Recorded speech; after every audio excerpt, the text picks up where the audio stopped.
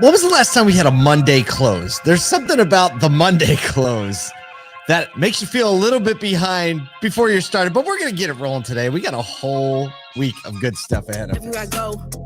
Monday close, especially if you're not open on Sunday.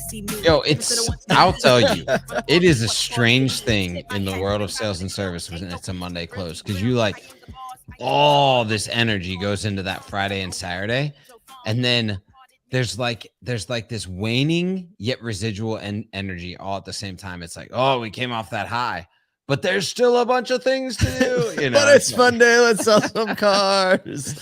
Oh man, today we're talking about a few fun things. EV price drops, battery shipping across the ocean is apparently a thing, and some really, really interesting new Chick-Fil-A store designs. But before that, a lot of buzz starting to spin up around ASOTU CON in the end of September. I know event season is coming up, and I don't know what happened, but it feels like everyone is now having an event.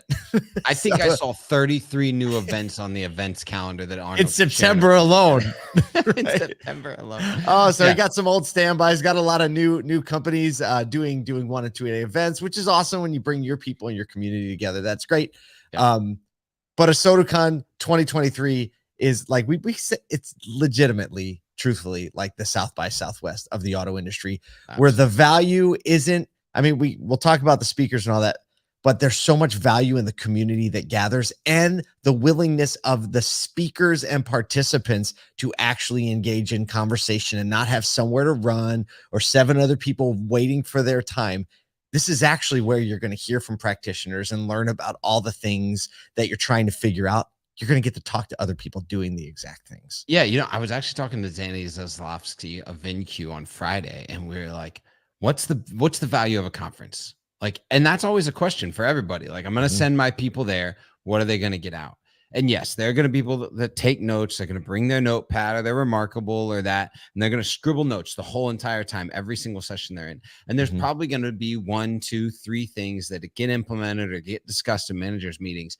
But the reality is that as you go through and you're scribbling those notes or you're listening and hearing, you then have the opportunity after that, session happens and in the halls to meet the speakers or to sit next to the person that was sitting next to you, nodding at the same time, exchange information.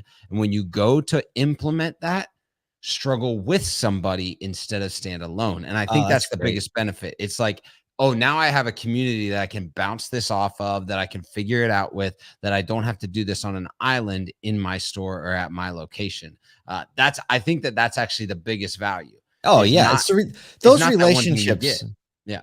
Look, you'll probably end up sitting next to a lot of the speakers in the adjacent sessions. Like, the reality is that, and like the points that you learn, all that stuff is great. You'll implement some of it. You'll forget most of it. But the relationships you make at events like this are going to be the ones that carry you through an entire career.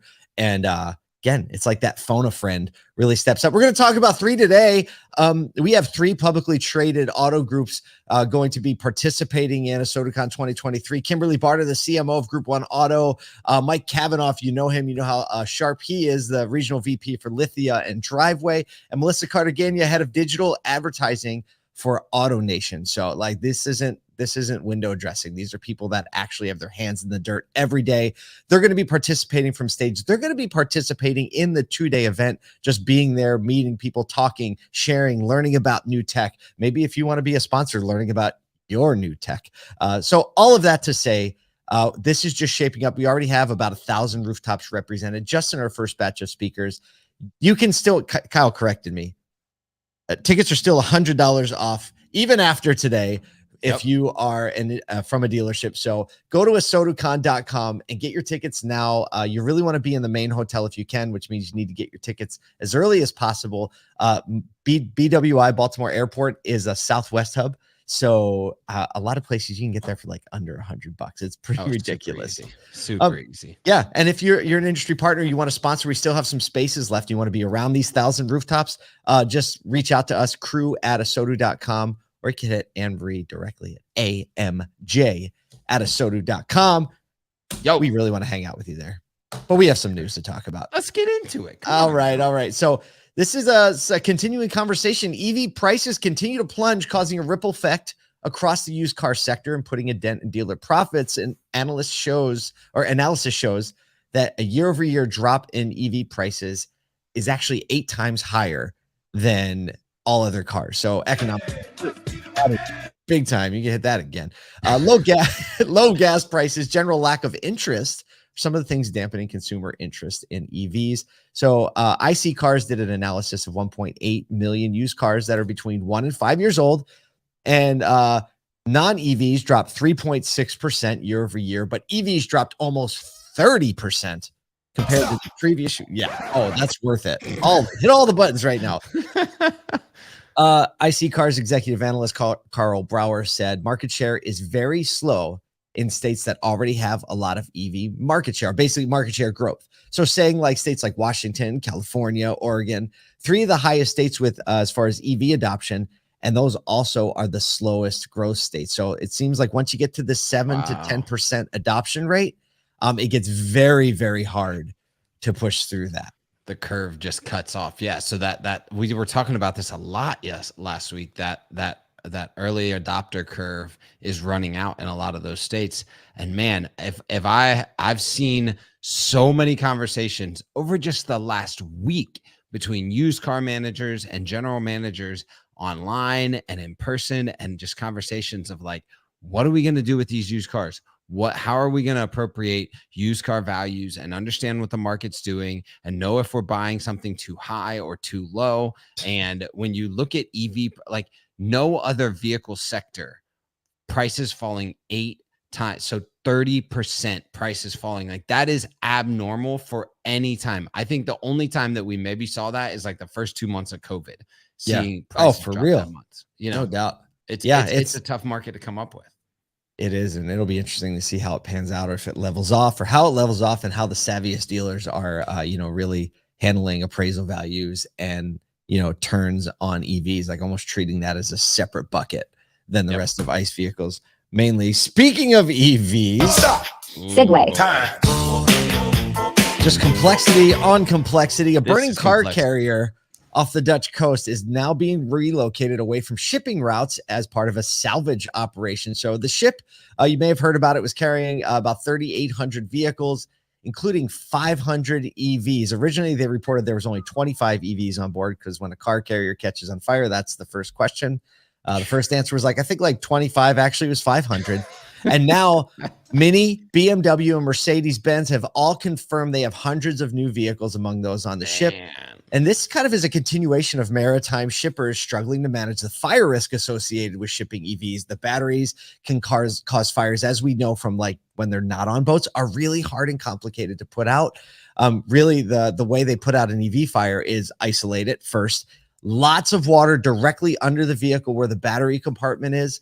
And that's hard to do on these carriers. They're called roll on, roll off, which basically all the cars roll in and then the front opens and they all roll out. They said they could have as many as 12 decks of cars stacked with only a couple of feet of headroom in between them, like bumper to bumper, side to side. So you think about getting, fire personnel into one of those things, who's running into that compartment? It's not well, and this is why, historically, when vehicles are shipped, they're shipped with 2 miles of gas sitting in them, right? Because we know that flammables on top of flammables on top of flammables are hard to deal with. And so they intentionally leave flammable material out of, and especially, fluids out of the ICE vehicles. But you can't do that with an EV. And so we're this is actually, they did say that they might regulate how much charge can be in the battery. So apparently that does affect flammability, or maybe it affects volatility. I don't know.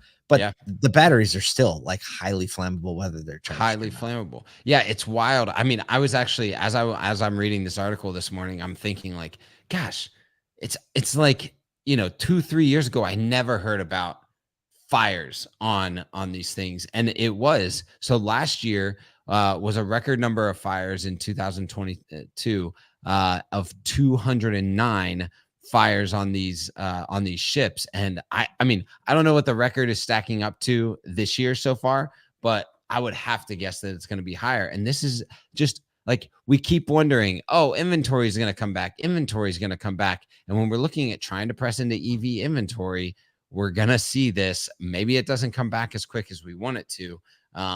You know, the insurance costs are going up on this stuff. Like, this is just over and over and over. You cannot predict the market because things like this right now make the market even more volatile than just interest rates can.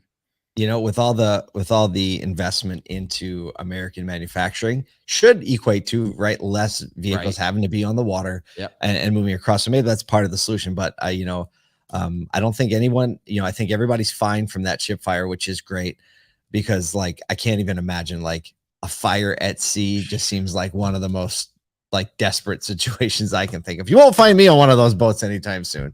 Not a chance. You will not. All right, let's brighten up the news a little bit. Let's brighten it up. We don't have a segue. Speaking of elevating things. We are elevating things. All right, check it out. So Chick-Fil-A is further adapting to the digital world while cutting down on their drive-through lanes spilling into traffic, as the fast food giant plans to elevate customer convenience by unveiling 2 new restaurant designs. They've got one restaurant design that's going to be placed in Atlanta. You can actually see it on the screen there, and we might have a couple more pictures of it. But essentially, the idea is where all of the restaurant is actually elevated and the drive-through lanes go underneath the restaurant. And then in New York City, they're doing a walk-up only restaurant. So because of like the type of traffic these get, they've got these new drive-through lanes run below the structure and can hold up to 75 cars, as what they're calling a sophisticated food transport system delivers meals to the ground level for distribution. This is like, if you live in the South and you have ever seen like the double wrap, double push out all the way to the street, you know exactly the problem here. And so I'm interested to see what exactly happens here, because you're prioritizing that drive-through traffic, even though it's still 50% of your total traffic, and making it harder for customers. No, it wasn't saying that drive-through traffic is 50%. Saying digital orders is 50%. So I was thinking, like, if there's a drive-through lane that goes through the center of the vehicle, like getting in and out of the building, like up and down, like that produces like a different logistical issue. But Chick-fil-A did say that it actually just takes the same amount of space as a standard Chick-fil-A parcel. So which like it does. I mean, I guess under the building is a place to put all the cars. Right. It makes tons of sense. Right? Like, this makes all the sense. And I think it's an example of a company adapting to the times and the new digital needs. And I think we in the auto industry can take a lot of cues from companies that are looking at the digital way people are doing business and say, great, how can we adopt and adapt our facility to accommodate people's desire to just flow through the process, start digitally, finish in person, right? A lot of common things there. And it's fun to watch. So I was reading through a comment thread of one of the shared articles on this, and my favorite comment, we'll leave it with this. My favorite comment was this: "Oh, look, they got super inventive. They made a car dealership." Oh, no, they didn't. Well, there you go. Got 'em. We got the Monday close. Everybody's out there. Finish the paperwork. Close those final deals. Care about some people. And you know what? You should probably just have a little fun while you're doing it. We'll see you tomorrow.